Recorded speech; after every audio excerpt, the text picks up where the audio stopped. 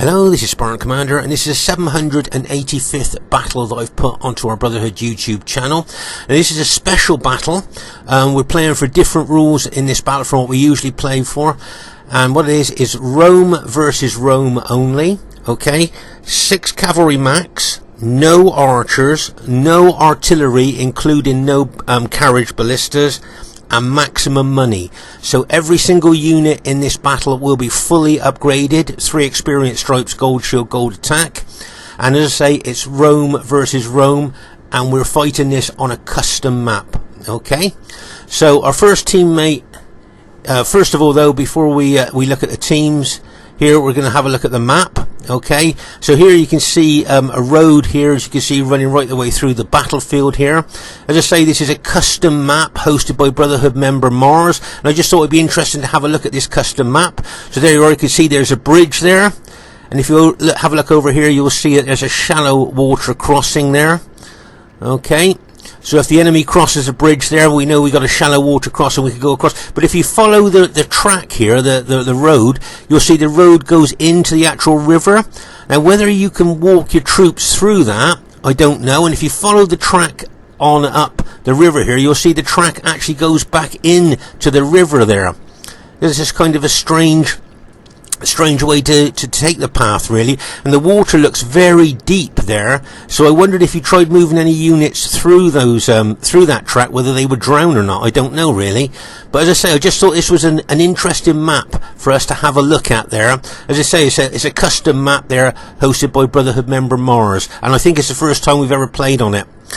Okay, so our first teammate is Brotherhood member Earth. Now, Earth has got 14 comitatenses, and he's bought 6 carriage ballistas. Well, as I said earlier, the rules said no artillery, including carriage ballistas there, which he must have missed when he was setting up his army.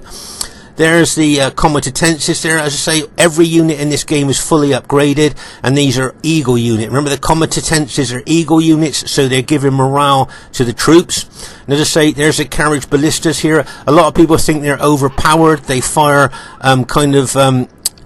effective against armor bolts, and they fire rapid fire, and they're kind of very fast moving units. And to bring 6 of them really is going to be absolutely, I think, devastating to the enemy team there. So maybe it would be a good idea if they were stood down at the beginning of the battle. I don't know what you guys think. Our next teammate's Brotherhood member Man 2. Now, Man 2's got 4 plumbarteri, 10 comitatenses, and 6 cavalry. Okay, remember, as I say, there's comitatenses there are eagle units that are giving morale.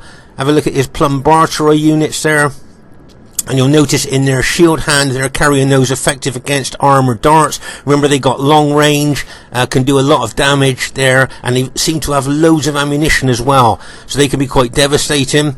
And there you've got the 122-man comitatensis units there, all eagle units there, so there's lots of morale going in all the way through the team there from those eagle units. Our next teammate is myself, Spartan Commander, and I have got 16 comitatenses and 4 cavalry. Okay, this is an old army from 2005-2006, but we're going to have a talk about that a little bit later on. And our last teammate is Brotherhood member Mars, the host of this battle. Now, he's got 14 comitatenses and 6 cavalry. Okay, and if you look here, you'll see there's a Sarmatian auxiliary cavalry that most players have bought. It's quite, I would say, probably medium cavalry here. Not terrible, but not absolutely brilliant either. So there's our team. This has got the potential to be a cracking battle, and I hope you enjoy it. Okay, at this stage of the battle, I thought we'd have a look at the different battle formations there. You can see Earth's battle formation there. Can you see that he's got his units in open order there?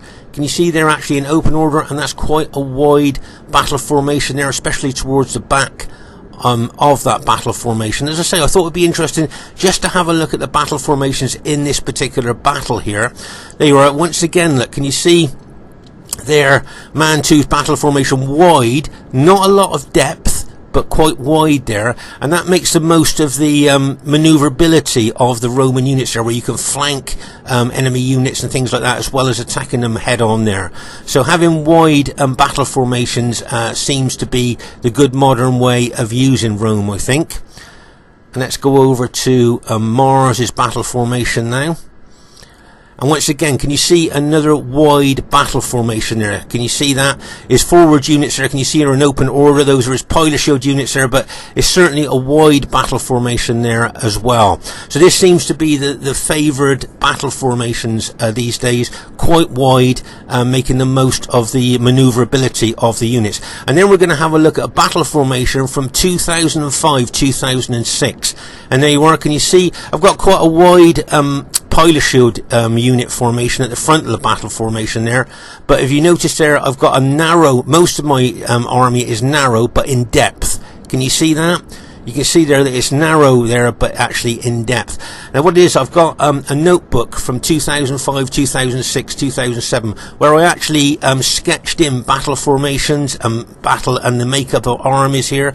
So this army and this battle formation is from 2005, 2006 notebook that I'd as I say, I sketched in the battle formation and the army makeup there. 16 comitatenses there in this particular battle formation. And what I like about this battle formation is predominantly it's defensive. If I'm attacked from the flank, look, I just turn units to face the threat coming in on the flank there. On either flank, you just turn units to face the threat. Okay, there. So that's quite easy. Anybody goes for my general. If there's a serious attack on my general, I just run my general into the middle of my battle formation there to protect him. So as I say, it's 2005-2006 battle formation there that has proven to be, it was quite successful back in the day, but will it be any good on the 2023 battlefield? I guess we'll just have to see. Have a look at my cavalry as well. You'll see that I've got Sarmatian auxiliary units. I've got 2 of them, okay, in wedge formation there, and I've got the Imperial German bodyguard. I've got 2 of those units as well. They can't form wedge. So the 2 Sarmatian units in wedge formation hopefully will penetrate the enemy ranks, open them up, and then those Germanic cavalry would charge straight in through the gap that those 2 Sarmatian cavalry units open. So as I say, this is straight from the notebook from 2005-2006, and I think it'll be interesting to see.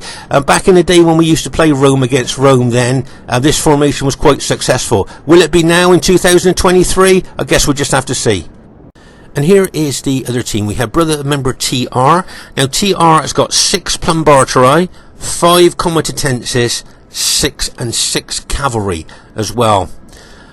So I think it'd be quite interesting to have a look at his army. As you see, he's got his plumbarturi at the front of his battle formation there. As you can see, they're carrying those effective against armoured darts there. Remember, they got loads of ammunition and big range, long range as well. Then you got the comitatenses. Remember, this is maximum money, so every single unit is fully upgraded. As you say, the comitatenses there are all eagle units, as we talked about before. So there's a heck of a lot of morale going on all over the battlefield there. And if you notice here, he hasn't gone for the Sarmatian auxiliary cavalry. He's gone for the, I think it's Shola Palatina. I think that's how you pronounce it. And this is a different cavalry unit, obviously, from the auxiliary Sarmatian cavalry there. So that is TR's army. And then the next teammate there, I believe, I think, see, I think, is it Hearts there? I'm not quite sure. Let's see. No, it is Scorpion King. Someone who's called himself OTD Chinrizig, but is in fact Scorpion King, and he's got 14 comitatenses and 6 cavalry. Okay, 14 comitatenses and 6 cavalry there. As I say, there you are. You can see, as I say, loads of morale going on in this battle because there's so many eagle units. There you are. Now he's gone for the Sarmatian auxiliary cavalry there, look, as you can see. As I say, it's like mediocre cavalry really, not brilliant but not terrible either. And also his general, look, he's actually got the Imperial German bodyguard there for his general unit. Don't make no mistake, fully upgraded. I think they got something like 33 defense and 2 hit points as well. So this unit is one of the toughest units in the game. So it's a good unit to put your general in there. So there you are, that's Scorpion Kings. And then we've got Orcs Zhong here. Okay, now Orcs Zhong has got 10 comitatenses, 6 cavalry, and 4 of the Palatine spear units there. Okay, but of course, as you can see, all his army is hidden in the woods, and all he's got is his Imperial German bodyguard general unit there.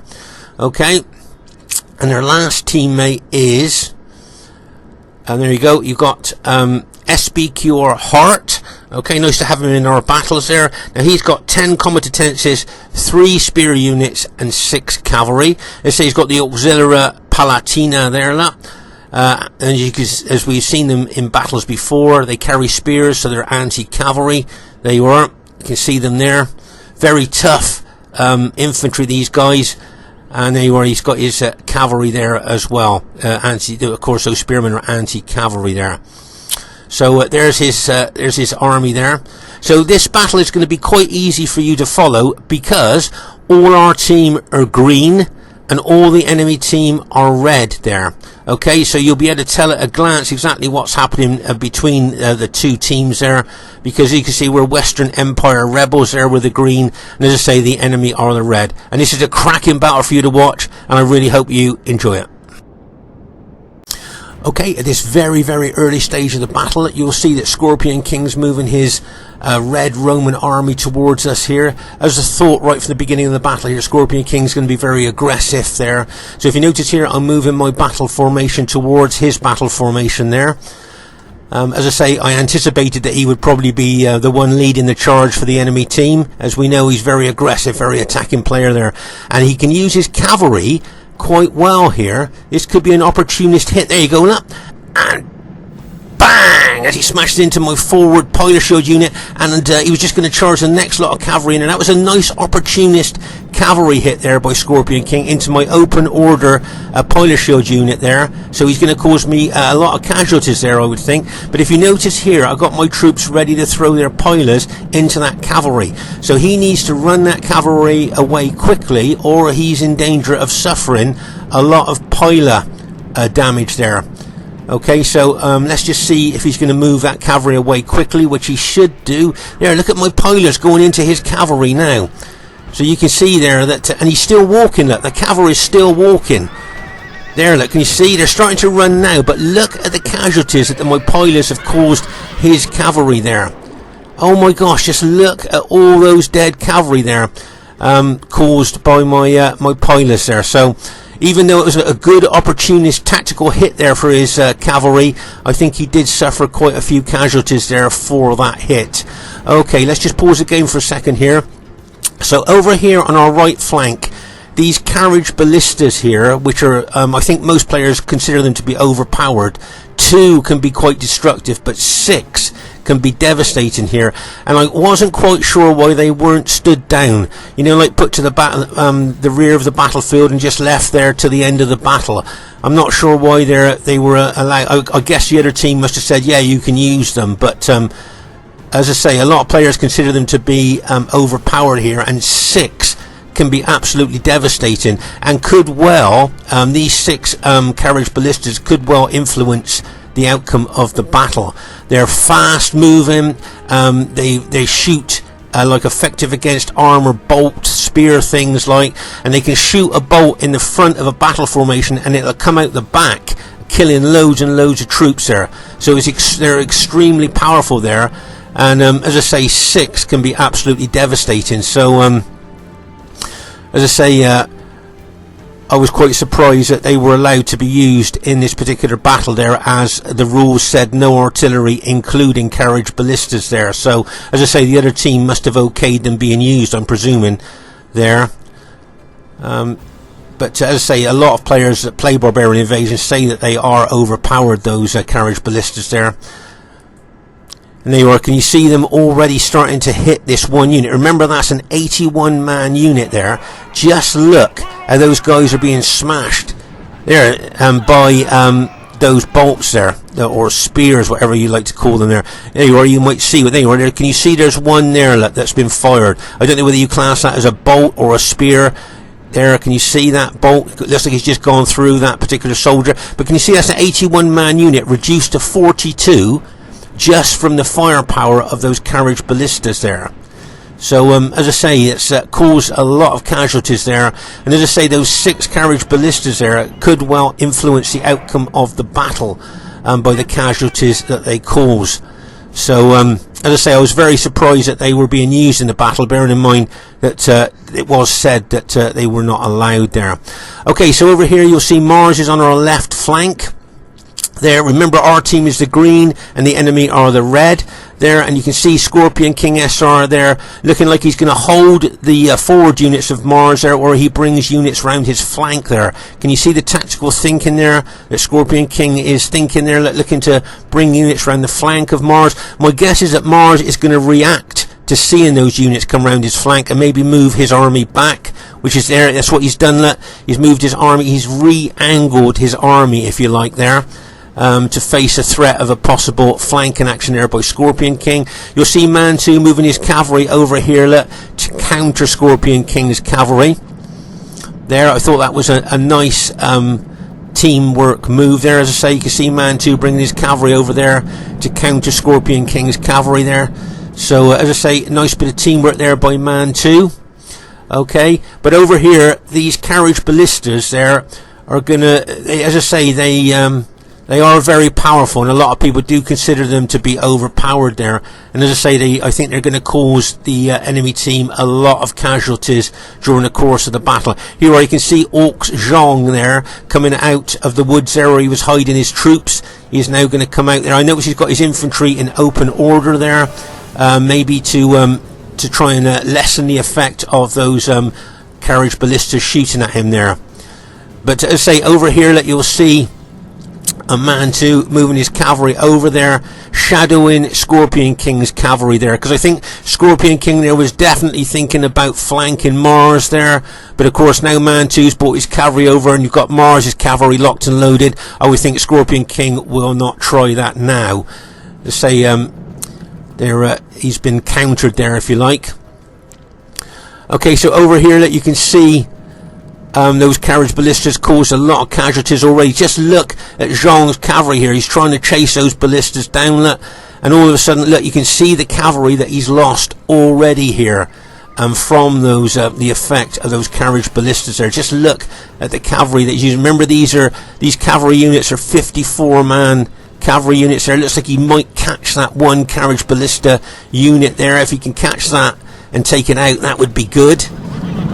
There, as you can see, yes, he's managed to catch that unit. These Carriage Ballistas, mind, are very easy to kill if you've got archers. Archers that kill them real quickly, but of course, archers were not allowed in this game. So the only thing that the enemy team can do is to try and chase down these ballistas with their cavalry. And remember, as those ballistas move away from the cavalry, they're shooting into them as well. So, as I say, they can be quite devastating. Just look at the cavalry that Zhong's lost already. Now, I don't know about you guys, but what I was thinking here when I watched this battle replay is, can you see that Zhong's infantry is in open order there? Because, of course, that causes less casualties from missiles. What I would have done here is put my cavalry in open order and stretch them out as much as I could. So put your cavalry in open order, obviously, because that you suffer less casualty from missiles. But also, if you stretch them out, you'd be able to cover more ground and be able probably to hunt down those Carriage Ballistas a lot quicker. So do you see what I mean? Just put your cavalry in open order, stretch them out as far as they will go. So of course, the further they're stretched out, the further they're apart from each other, the less casualties they're going to suffer, and you're going to cover more ground, and you probably take those Carriage Ballistas out quite quickly. But keeping your cavalry in normal tight formation like this, that's down to 17 men. That unit's down to 17 men from 54. And you can see these units have suffered already, and they're still going to suffer more from those Carriage Ballistas there. As I say, the ballistas move so fast, they can outrun most cavalry. Now these units, this is a unit you don't see very often. I think you pronounce it as Preventores maybe. They're like the Arcana. You know the Arcana on Rome Total War? That's what these guys are on Barbarian Invasion. They can hide anywhere. Good ambush troops. Okay, but you don't see them very often on our battles there. So as I say, you can see our guys still trying to chase down these Carriage Ballistas there. But I just can't tell you how devastating these Carriage Ballistas are, and to have 6 of them is absolutely it's so destructive there. And as I say, as they move away from being chased by cavalry, they're still shooting those bolts into the cavalry there. So, as I say, I couldn't understand why they weren't just put to the back of the battlefield and not used. But as I say, the other team must have said it's okay to use them.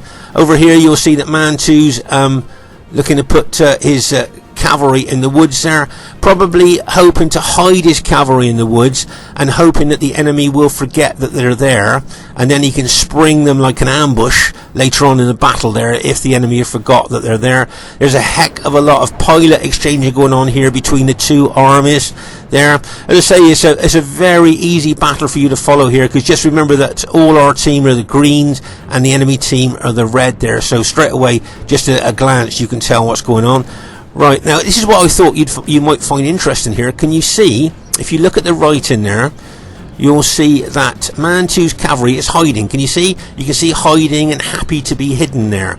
Okay, now in RTW, when your teammates hide their cavalry in the woods, you can't see them. You can't even see your teammates' hidden units. But here, look, you can see clearly that they're hiding, but I can see them clearly. So in a Barbarian invasion, it looks like you can see your teammates' units even when they're hidden from the enemy. Of course, the enemy obviously can't see them, but teammates can. And I just thought that's an added little thing maybe for a Barbarian invasion there. And he's hoping that the enemy will forget his cavalry are hiding there, and he'll, as I say, he'll charge them out when he's ready. There you can see a lot of the enemy red Roman troops there have been killed by pilots there. As I say, a lot of pilot exchanging going on there between the two armies across the battlefield there.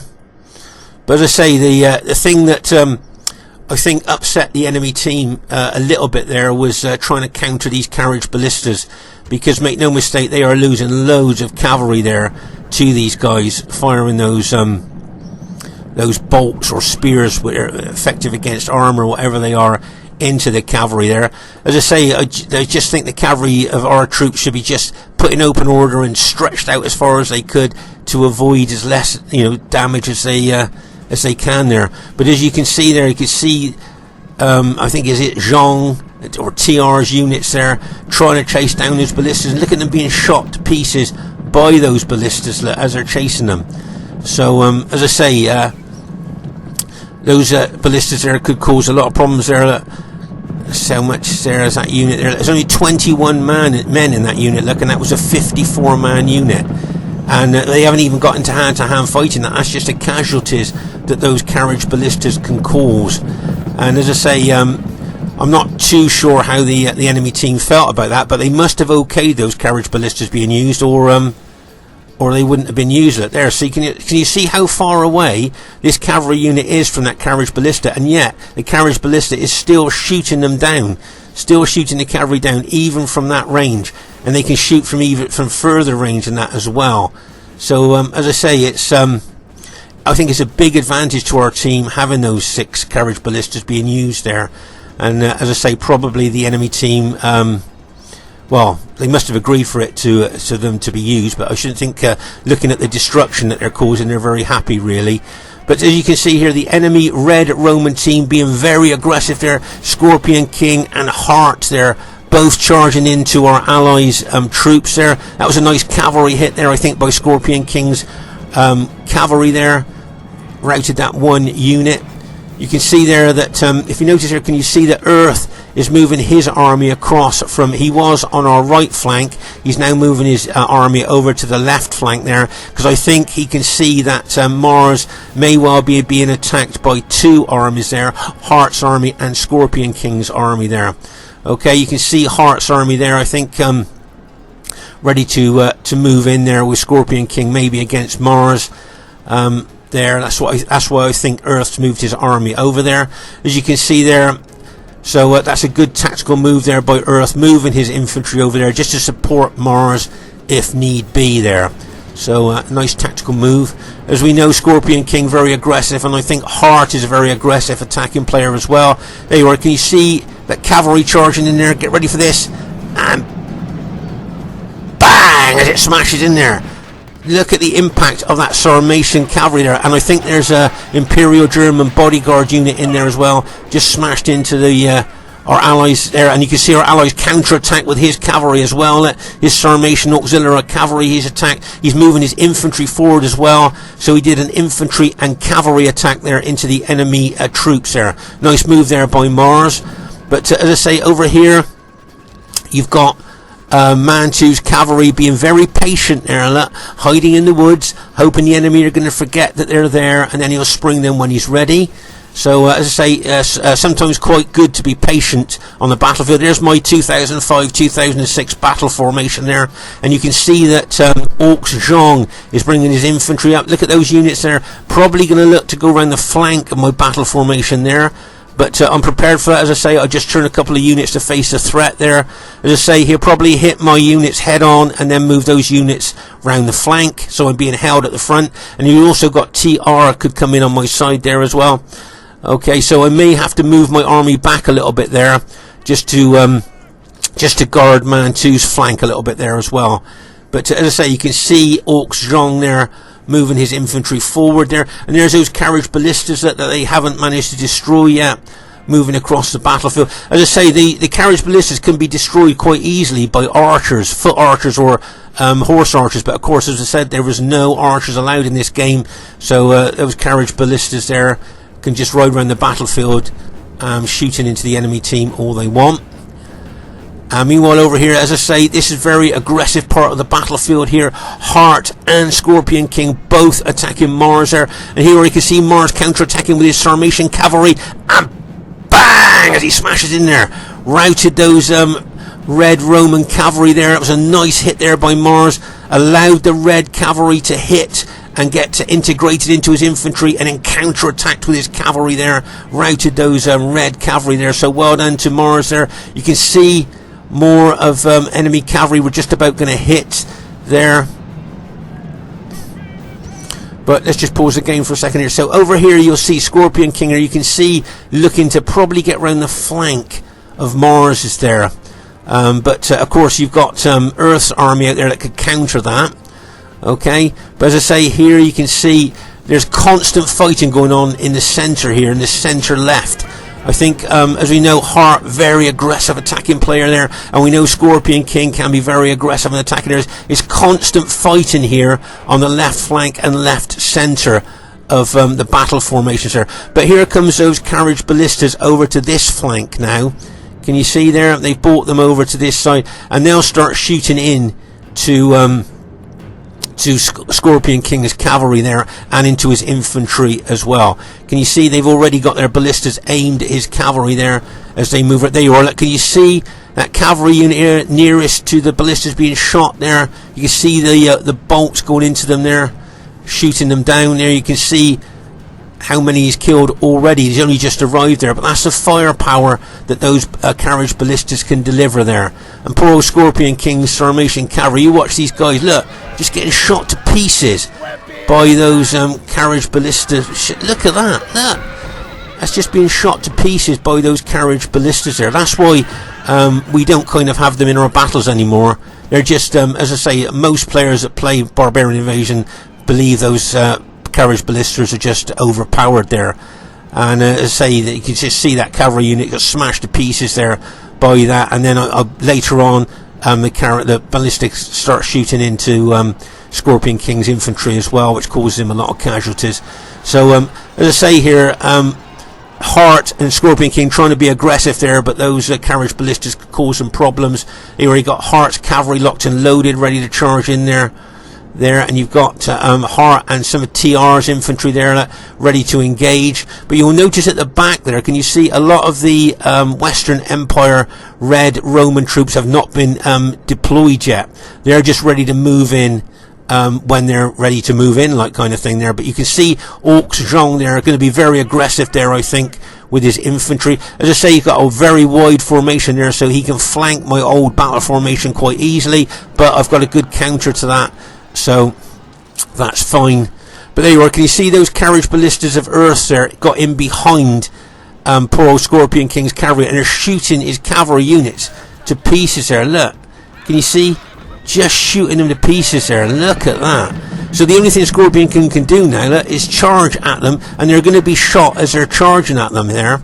Okay, but I think Earth has done this for a definite reason there, because he's going to run his ballistas away, those Carriage Balistas away, to draw the enemy cavalry in, and then Man 2's got his hidden cavalry here that he's going to charge out and ambush those cavalry of Scorpion Kings there. That's what I think Earth and Mantu are doing between them there. Okay, so as I say, the Carriage Balistas are leading Scorpion King's cavalry into a trap here. Okay, you can see that those ballistas still shooting Scorpion King's cavalry, and there you go, Mantu has sprung the trap there and has charged out with his hidden cavalry into Scorpion King's cavalry. A nice ambush there, but as I say, oh, that's good. One of the Carriage Balistas has just been taken out there by Scorpion King's cavalry, so well done to Scorpion King there, taking that unit out. But Mantu's going to finish off that cavalry unit anywhere. It's just routed there. So that's all of Scorpion King's cavalry now has been taken out. So that's it now. Scorpion King's got no cavalry. All he's got is infantry now. And there you are. You can see Mars looking to attack these infantry units of Scorpion Kings here. As I say, there's constant fighting going on in the centre here all the time. I think it's Hart and Scorpion King's infantry here fighting our green allies infantry there.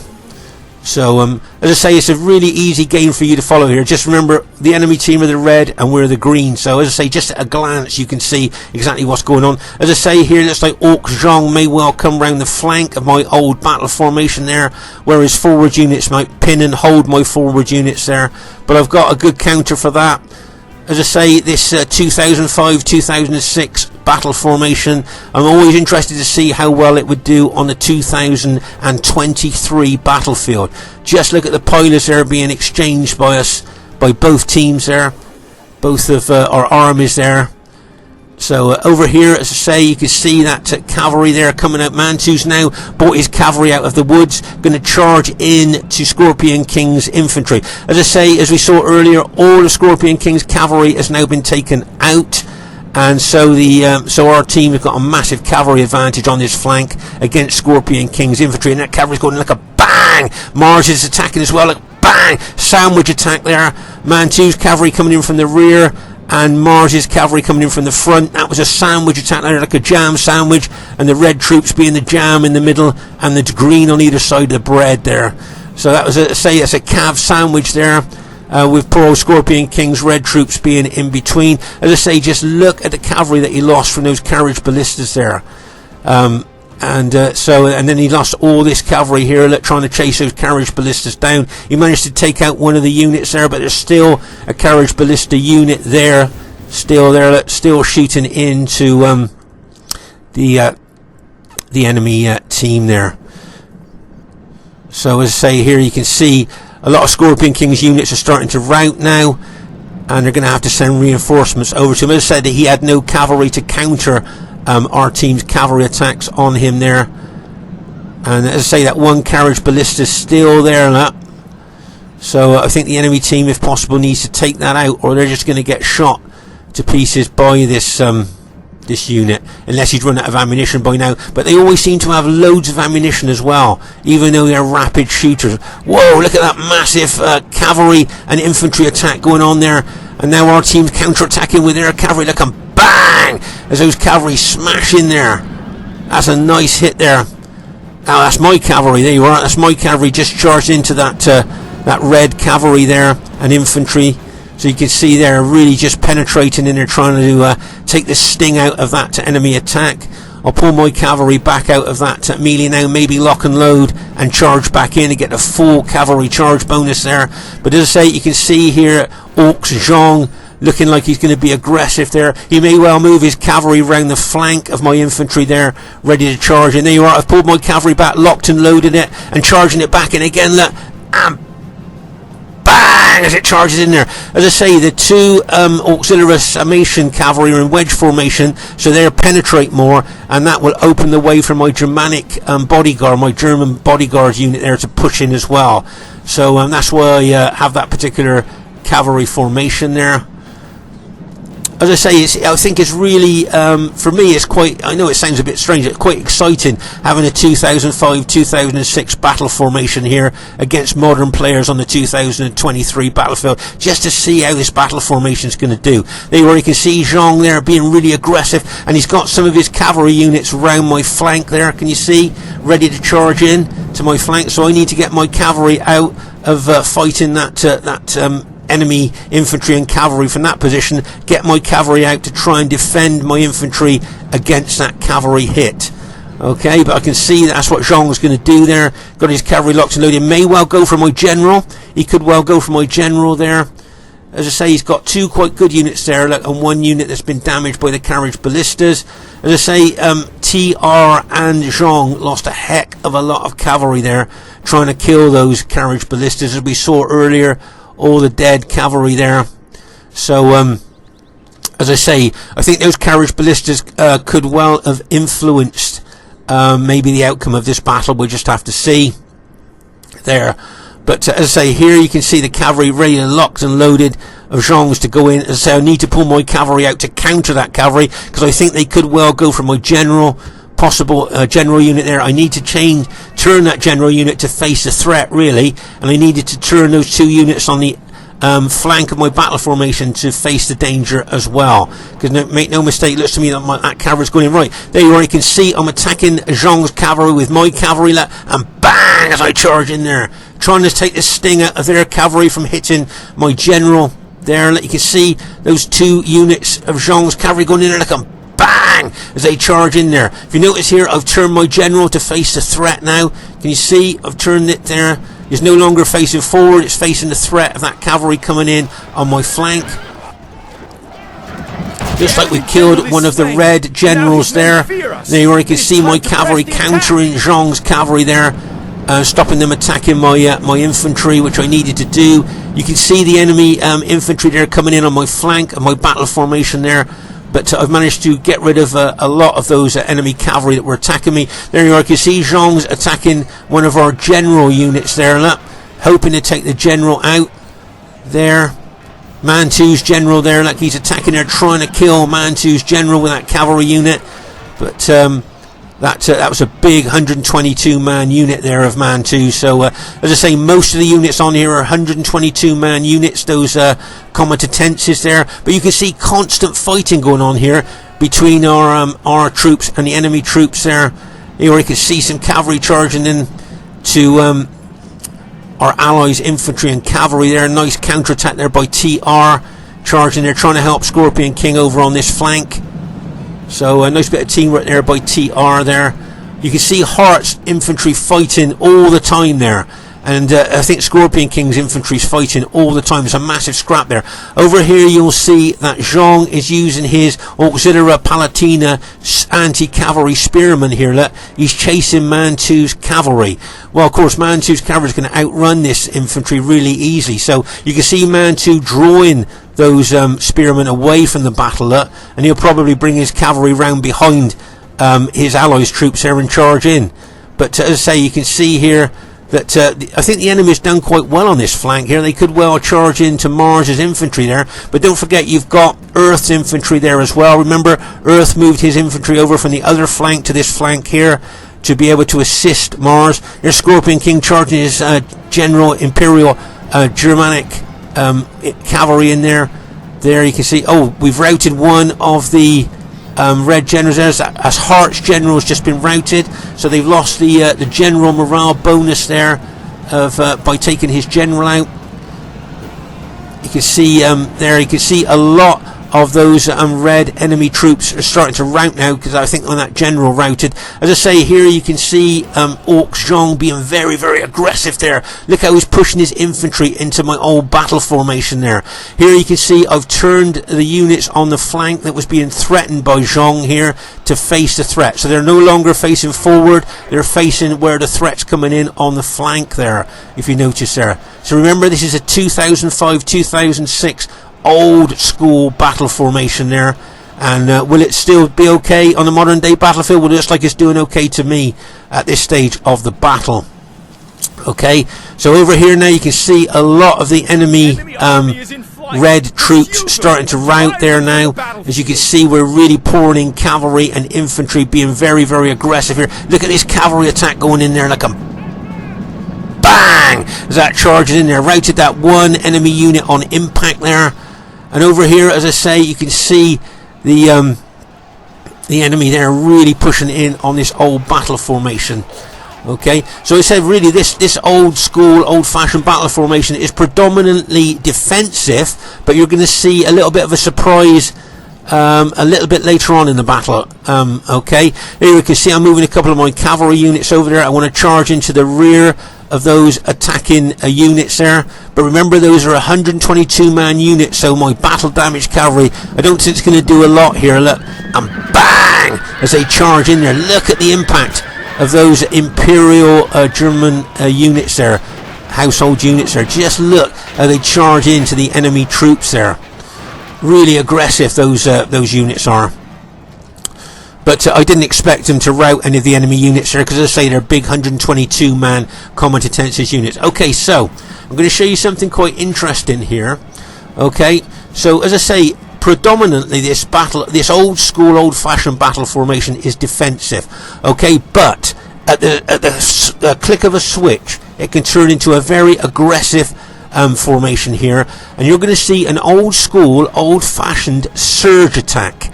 Okay, you might not have seen a surge attack before. You don't see it very often on the modern day battlefield, but you're going to see a 2005-2006 surge attack here into the enemy troops, and add on to that a hammer and anvil attack as well. So you're going to see an old school surge attack and a hammer and anvil attack all in one here. Okay, so just get ready for this, because as I say, I've been defensive all the way through this battle, but just watch this surge attack. Watch my infantry now. There you go. See, I start off moving slowly and then run. There, can you see how my infantry is surging in to the enemy troops? Now that's a surge attack. That's the old school surge attack. Now you're going to see the hammer and anvil attack there, because now my cavalry are going to be the hammer, and they're going to charge into the rear of the enemy troops here. And of course my infantry will be the anvil, and the cavalry will be the hammer there. Okay, so old school surge attack, and then a hammer and anvil attack here.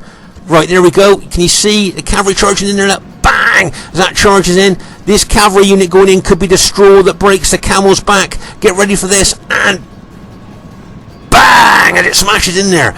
And there you go. So the combination of the old school, old-fashioned surge attack and the hammer and anvil attack there has just smashed and crashed Orcs Zhong's army there. So basically, as you can see, the vast majority of his infantry has just been taken out. So even old school tactics, old school battle formations, and old school army can still do quite good on the 2023 battlefield. Here you can see we're starting to rout a lot of the enemy Western Empire Roman troops there. There, a nice charge here by TR, look, and bang! As he charges in there with his cavalry. Nice hit there to one of our units on impact there.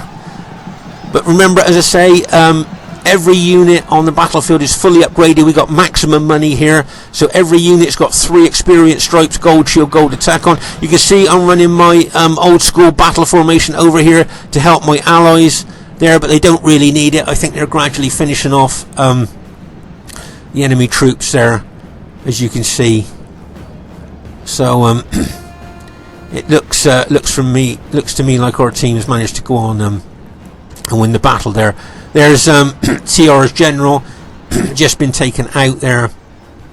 So as I say, it looks like our team is there's 2 red generals together there. One is just routed there. Whose general was that? Our Scorpion King's general has just been routed. You got Orcs Jean there. His general's still fighting there from what I can see. He's got that Imperial German bodyguard unit there, 33 defense plus 2 hit points. Very, very powerful unit there. As I say, just look at the way that he's charging that unit around the battlefield there. Let's say very, very powerful unit this German bodyguard unit is there. Look at him now, he's still attacking enemy troops. Look, still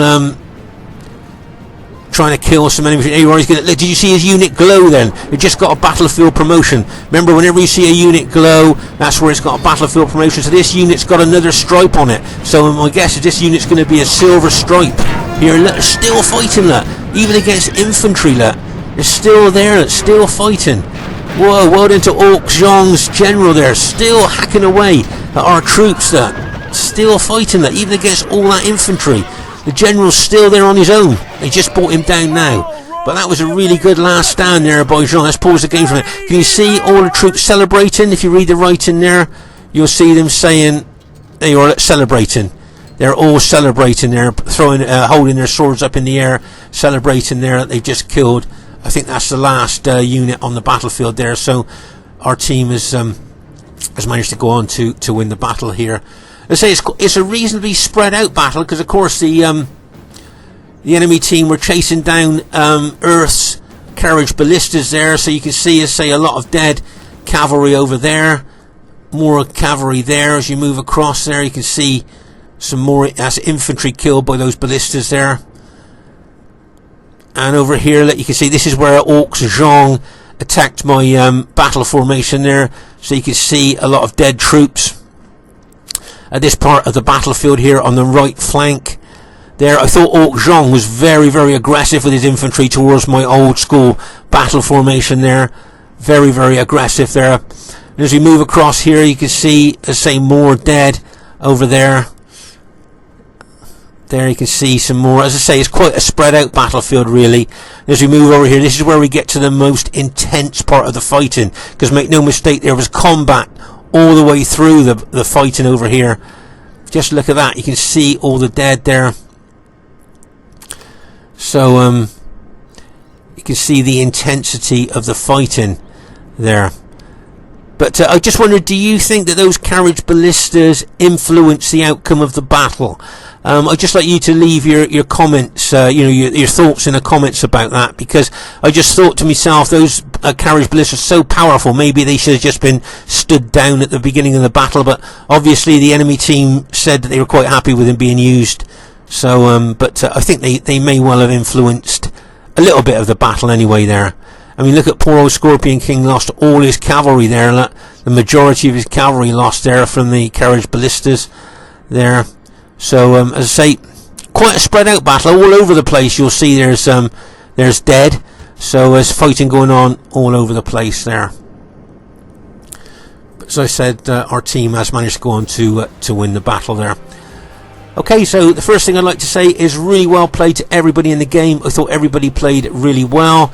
It was a clear victory there. Yeah, I suppose that's right. Highest kills in the game, of course, goes to Earth, because I think those Carriage Balistae were killing so many enemy troops there. I think that's really what's given him the highest kills in the game.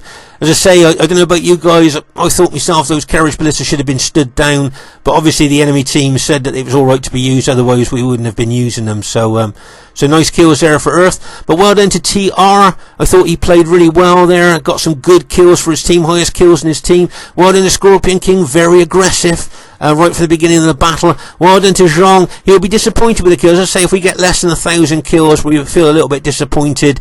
So he will be a bit disappointed with that. But he was very aggressive, very attacking. And well done to Hart. He was aggressive and attacking right from the beginning of the battle. So really well played, guys. That was a great battle. Mars did well over on that left flank. Got some good kills. Look, 1,786. My kills, not so great. Lowest kills in the team there actually for my army. So well done to Man 2, great kills there as well, second highest kills in the game. And well done, as I said, to Earth, highest kills in the game. But I'd just like to draw your attention to my army there. As I say, I got the lowest kills in the game, but can you see I've got 2,109 was the original number in my army, and I've got 1,585 men left. So that means I lost just 524 men. That's all I lost in the whole battle, of 524 men. So when you look at the numbers involved, that's not a lot. I don't think I lost that many. And bearing in mind I killed 1,279, I suppose that's not too bad really. So let's say Earth, I think those Carriage Balistae there, just like your opinion on that, do you think they did influence the outcome of the battle? Just like your thoughts on that. Just remember the rules of this game was no artillery, no archers, Rome v Rome, and 6 cavalry max and maximum money, so every unit was fully upgraded. I hope you enjoyed this battle. I say we used to play battles like this back in 2005, 2006. Hope you like seeing my old battle formation, and look forward to seeing you soon. Bye for now.